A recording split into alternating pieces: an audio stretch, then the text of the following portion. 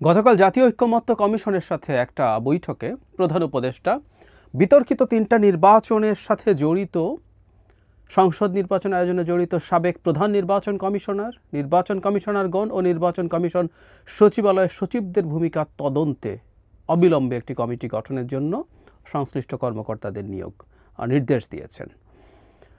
বাংলাদেশে গত 3টা নির্বাচন এই দেশের গণতন্ত্রকে ধ্বংস করার পথে অসাধারণ ভূমিকা রেখেছে। ইনফ্যাক্ট নির্বাচন ম্যানিপুলেট করে ক্ষমতায় থাকার চেষ্টাটাই হচ্ছে আমাদের এই দেশ ধ্বংসের প্রধান কারণ। শেখ হাসিনা জনগণের ম্যান্ডেট নেবেন না, গায়ের জোরে তিনি ক্ষমতায় থাকবেন এবং যেহেতু এক দলীয় রাষ্ট্রে পরিণত করেননি তার পিতার মতো, তাই একটা নির্বাচন খেলা প্রয়োজন ছিল।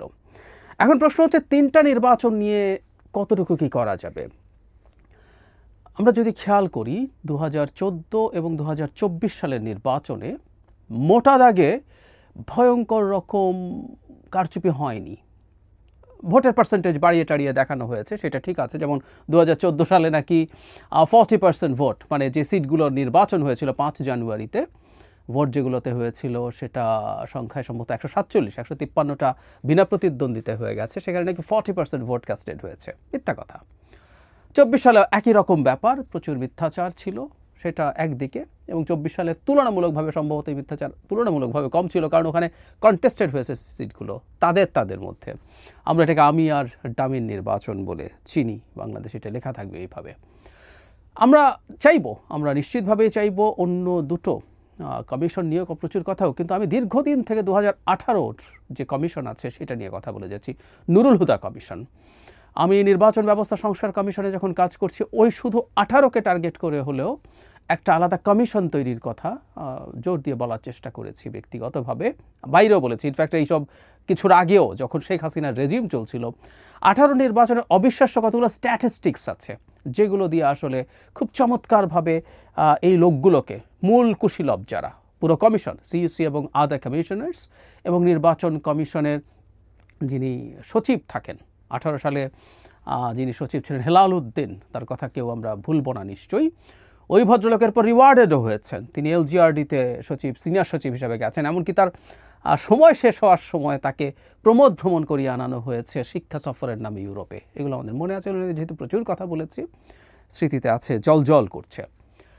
কয়েকটা পরিসংখ্যান, সবচেয়ে স্ট্রাইকিং পরিসংখ্যানটা পরে দিচ্ছি, কিন্তু কতগুলো পরিসংখ্যান, এবং যেটা সবচেয়ে স্ট্রাইকিং পরিসংখ্যান সেটা দিয়েই আসলে ব্যাক ক্যালকুলেশনের মতো করে ওই কেন্দ্র থেকে শুরু করে ওখানে প্রিজাইডিং অফিসার কে ছিলেন, ওই আসনের সহকারী রিটার্নিং কে ছিলেন, এভাবে ব্যাক ক্যালকুলেশন করে নির্বাচন কমিশন পর্যন্ত আসা যাবে।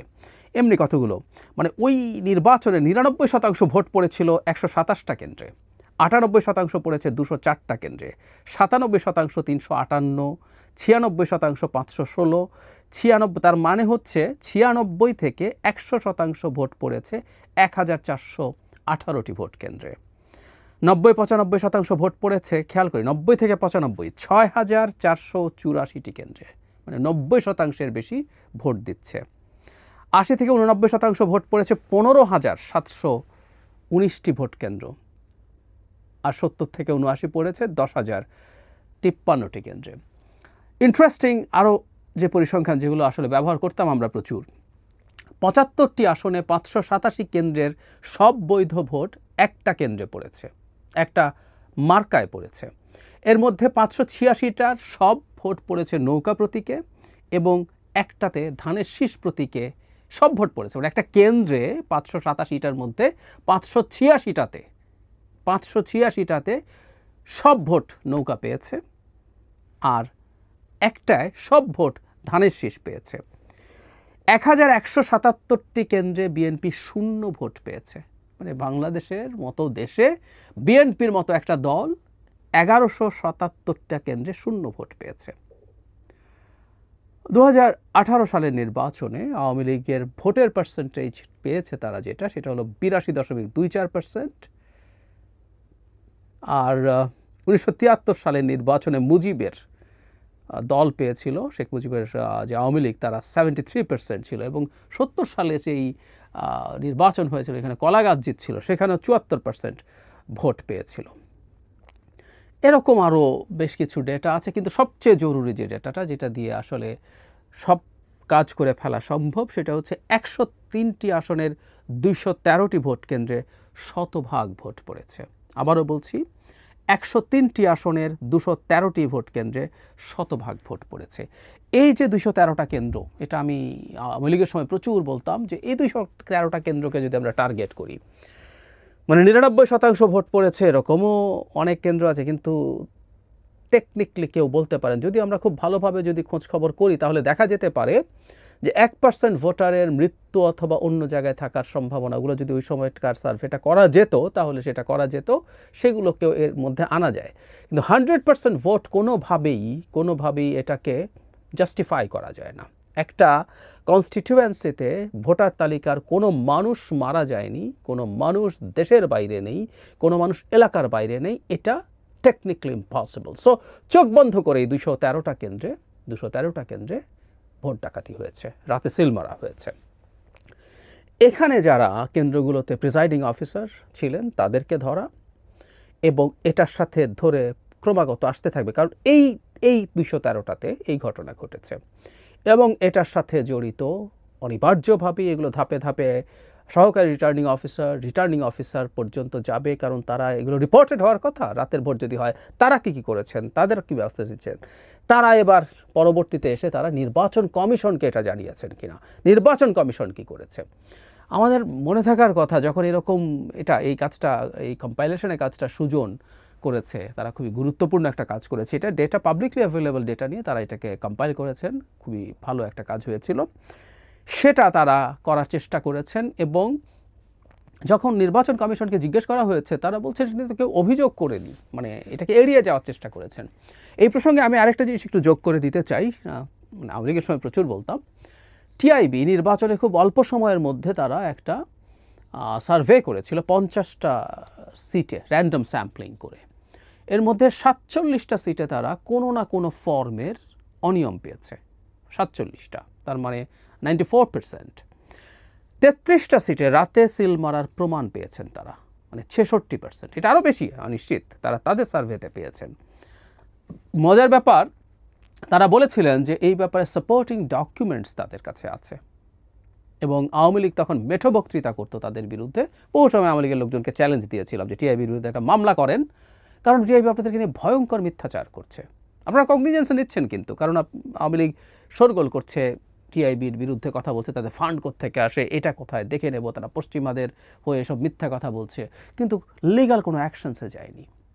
সো টিআইবির কাছেও ডেটা, ওই সময়কার সার্ভে ডেটা আছে, বা আমরা এখনও যদি আসলে বিশেষ করে রাতের ভোটের আরও কিছু তথ্য খুঁজতে চাই পাবো, কিন্তু 213টা ধরে ব্যাক ক্যালকুলেশন করে এই কমিশনটাকে ধরা যায় এবং ওই হেলাল উদ্দিনকে ধরা যায়। কি আস্ফালন দেখাতো ওই সচিব, আমাদের নিশ্চয়ই মনে আছে সময়টার। আর ওই সময় ইলেকটোরাল প্রসেসের ওই সময় যা হচ্ছে, খুব ক্লোজ অবজারভার ছিলাম, টকশোতে যেতাম, লিখতাম, সো খুব সিরিয়াসলি এই জিনিসগুলো ফলো করার চেষ্টা করেছি, ওগুলো আমার মনে পড়ে, খুব জাজ্জল্যমান আছে আমার স্মৃতিতে।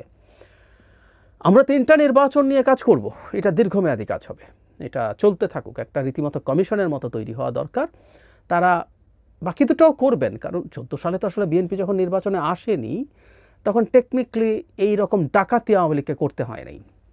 অনেকে বলেন যে 2018 সালে নির্বাচনে বিএনপি না যাওয়া উচিত ছিল। প্রথম কথাটা হচ্ছে, বিএনপি 18 সালের নির্বাচনে যদি না যেত, তার নিবন্ধন বাতিল হয়ে যেত, এবং তাতে তার মার্কা নিয়ে নেওয়ার সমূহ সম্ভাবনা ছিল, যেটা অন্য কাউকে দিয়ে দেওয়া যেত।